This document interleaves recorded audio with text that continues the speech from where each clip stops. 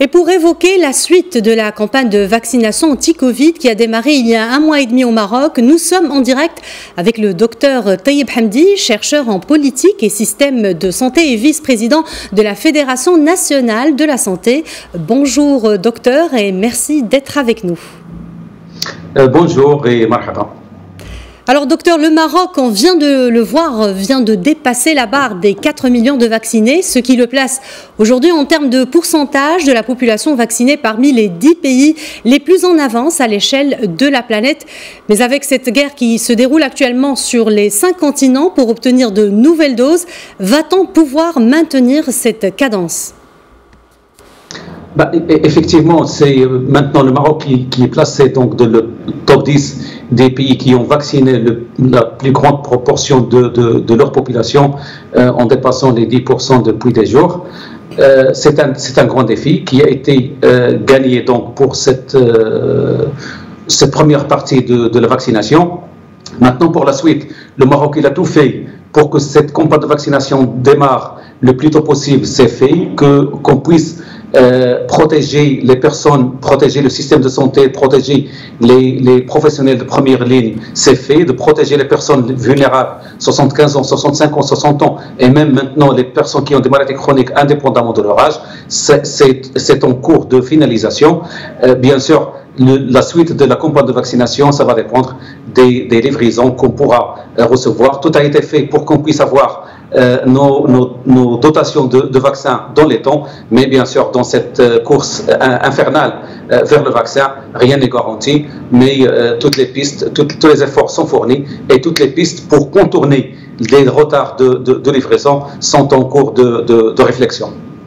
Docteur Hamdi, outre ceux d'AstraZeneca et de Sinopharm auxquels ont eu accès les Marocains, d'autres vaccins ont fait leurs preuves. Le Comité national technique et scientifique consultatif de vaccination a récemment validé l'adoption des vaccins russes Sputnik V et américains Johnson & Johnson.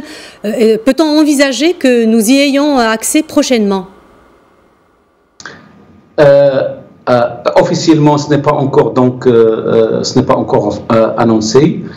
Pour le vaccin Sputnik, je pense que ce sera le cas, puisque le dossier il a été déposé. Pour le vaccin Johnson & Johnson, à ma connaissance, ce n'est pas toujours le cas, ce n'est pas encore le cas. Et il y a aussi la procédure pour l'AstraZeneca, la version du vaccin, le même vaccin Oxford AstraZeneca qui est produit en Corée du Sud et qui sera fourni au Maroc dans le cadre de COVAX, puisque ce levier de COVAX est fourni par le sud-coréen, donc le laboratoire sud-coréen, et donc la démarche administrative ne doit pas poser de problème. Bien sûr, le Maroc doit avoir les yeux ouverts sur tous les vaccins qui sont disponibles sur le marché actuellement ou qui le seront dans les mois à venir, pour 2 raisons. Bon, le vaccin Johnson & Johnson, il a l'immense particularité d'être injecté en une seule dose, et ça c'est hyper important pour une campagne de vaccination.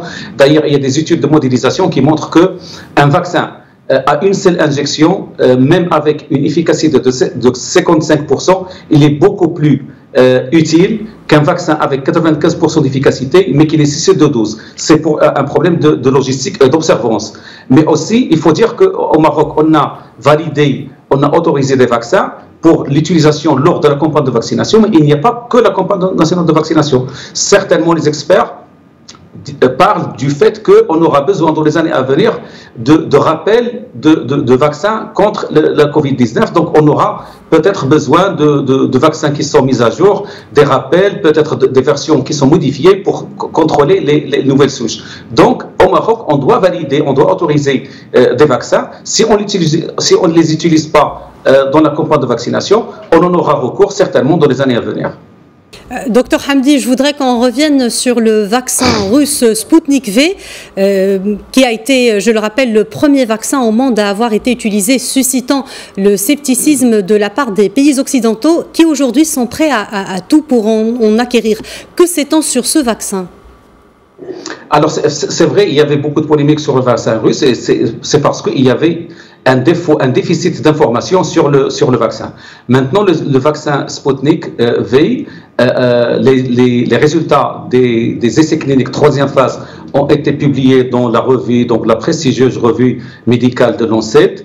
Ça ne pose aucun problème. Il a été utilisé un peu partout dans le monde et c'est un vaccin qui sera autorisé d'ailleurs aussi aujourd'hui ou demain, de toute façon dans les heures à venir, par l'Agence européenne de médicaments qui serait autorisé. Certainement, il sera autorisé, ce n'est pas encore sûr, mais je pense qu'il sera autorisé aujourd'hui ou demain.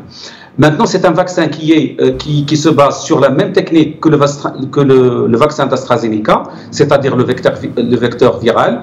L'AstraZeneca utilise un adénovirus de chimpanzé. Le Sputnik utilise deux adénovirus humains. Le premier utilisé dans la première injection, il est différent de la deuxième injection, premièrement.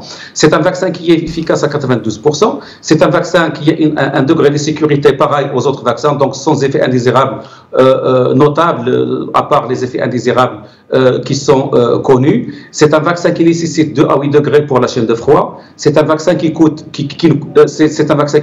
dans les environs de 8 euros. C'est un vaccin aussi qui nécessite 2 doses à 3 semaines d'intervalle. Donc, c'est un vaccin qui peut être utilisé dans notre pays facilement, comme on a pu utiliser le Sinopharm et l'AstraZeneca. Très bien, mais qu'en est-il du dispositif COVAX? Le Maroc va-t-il recevoir des vaccins dans le cadre de ce dispositif mis en place par l'OMS? Oui, le Maroc, il a été parmi les premiers pays du monde à participer, à adhérer à cet outil COVAX qui, il faut le rappeler, c'est un moyen pour l'Organisation mondiale de la santé pour faciliter l'accès aux vaccins aux personnes les plus vulnérables, c'est-à-dire 20% de la population un peu partout dans le monde, à pied d'égalité dans le monde, sans différence, sans distinction et sans discrimination. Le Maroc a participé et donc le Maroc sera servi par cet outil de COVAX. Dans les prochaines semaines à venir, on aura une dotation qui tourne autour de un peu moins de 2 millions de doses, selon donc les déclarations officielles de l'OMS, d'AstraZeneca, qui vont être rapatriées vers le Maroc depuis la Corée du Sud. Donc le Maroc va bénéficier de sa dotation de COVAX. Docteur Tayeb Hamdi, merci d'avoir répondu à nos questions. Je rappelle que vous êtes chercheur en politique et système de santé et vice-président de la Fédération nationale de la santé.